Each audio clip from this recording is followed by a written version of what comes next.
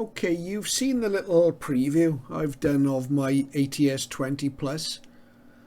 I just thought I'd show you the advertisement, the AliExpress listing where I purchased the ATS 20 Plus, and a shout out here to one of my subscribers, Mark Williams. It was Mark that spotted this little radio and asked me if I was going to get one. Now normally if people did that, well, I'd say no, I can't. As much as I'd like to buy and review every shortwave radio out there, I can't do that. But the ATS 20 was so popular on my channel, and I was quite fascinated by the little ATS 20, even though it had a lot of shortcomings, that I couldn't resist going for this ATS 20 Plus. So I duly ordered it up. It took less than 10 days to arrive from China. And let's see what the seller says the differences are. So if we look at the advertisement here, we've got a picture of the back panel of the ATS 20 Plus. I'll just go over to that there, and they've added a USB Type-C interface. So we've now got two USB connectors on the back of the radio, one for updating the Arduino and one for charging. Personally, I think that's maybe a little step backwards. We now need two different USB leads to use the radio, but for whatever reason they've decided to do that. So that's an indication that there's some change in the circuitry and some change on the board of the receiver. So look, another picture of the receiver here with the case off, and we can see that we've got a different board layout. This actual circuit board is labelled ATS 20 Plus.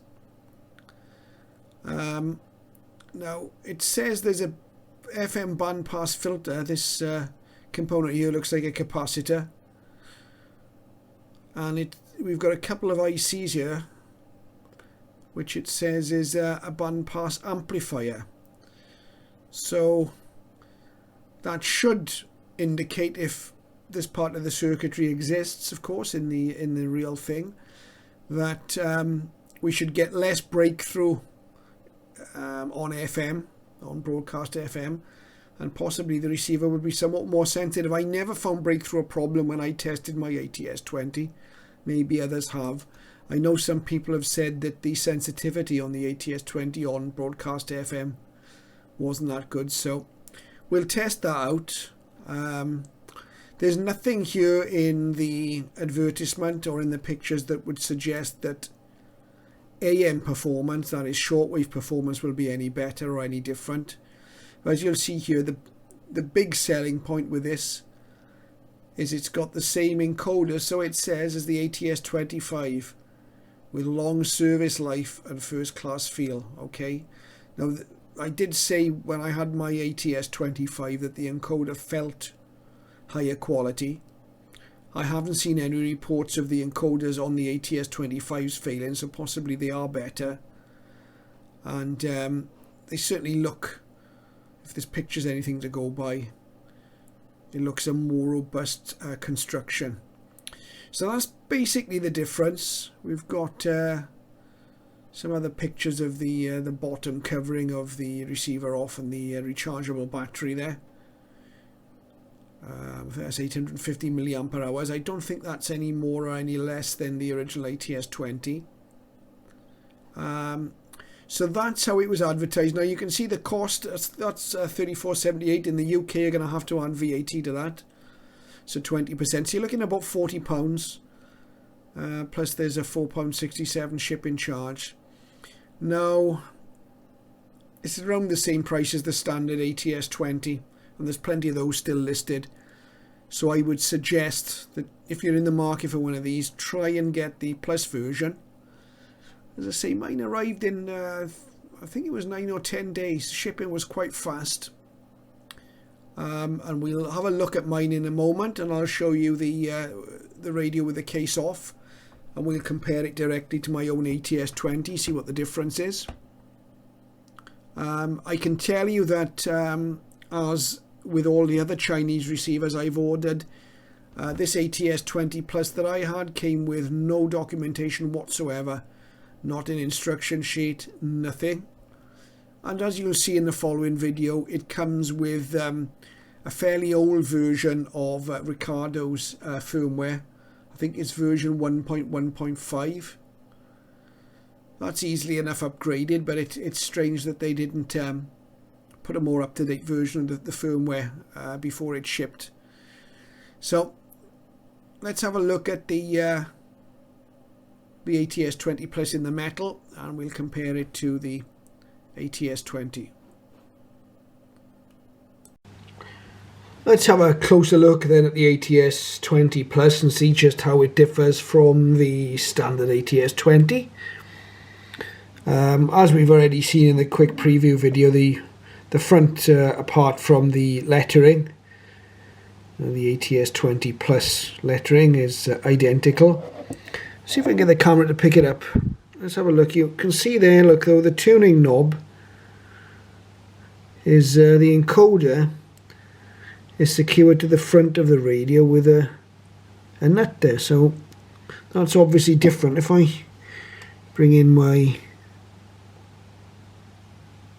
ATS 20, I don't know how well, the camera doesn't pick it up that well, but there's clearly a difference in the encoder as suggested in the advertisement for the ATS 20 that I've shown you. Other than that, the major and most obvious difference, again, as we've already seen, is we've got two USBs here on the rear. One is just for charging, and the other is the really the back end of the Arduino, labelled USB download. So that's what we'd use to flash the Arduino if we wanted to do that. And something we'll probably have to do with this ATS 20, because if we boot it up,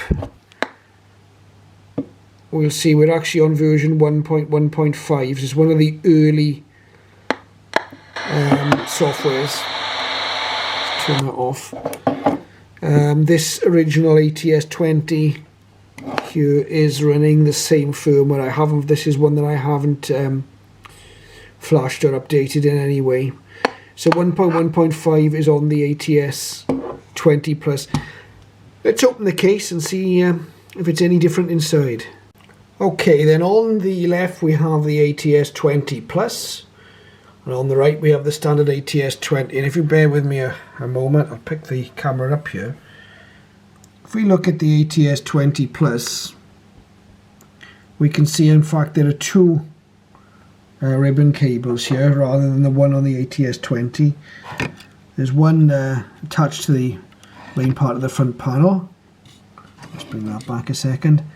And there's one extra one here which actually runs from the encoder here. Have the Arduino there. I'll just move the lid back. We've got the Arduino there, and we've got an extra capacitor here, just here, which I believe is part of what they say is the FM bandpass filter. If we now look at the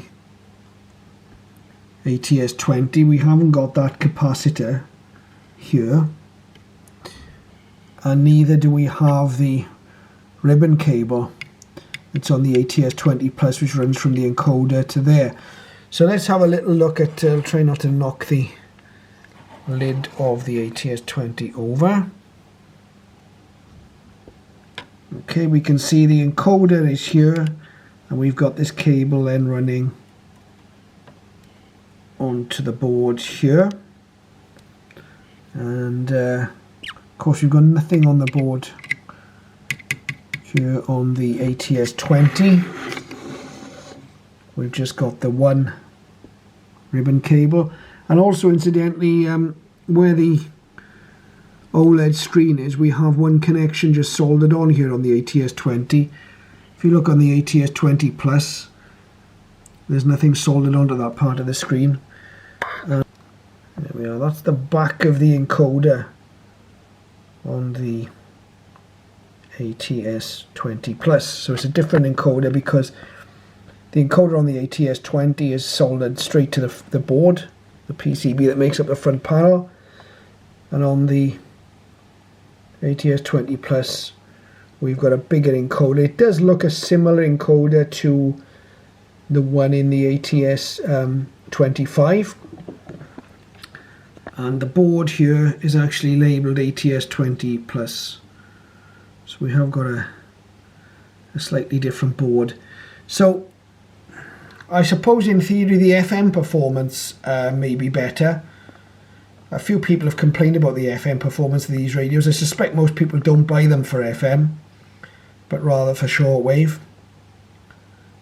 But it's a possibility the FM performance was hampered maybe by blocking or, interference over the strong signals, and the bandpass filter may help with that. I don't know. But I'll be testing the FM performance at a later date. I wouldn't expect the shortwave performance to be any different than this one. I don't think there are any extra components on this board that are going to be involved in the shortwave reception side of it. But what should be different is hopefully the feel of the encoder and the longevity of the encoder, because sooner or later these always seem to fail.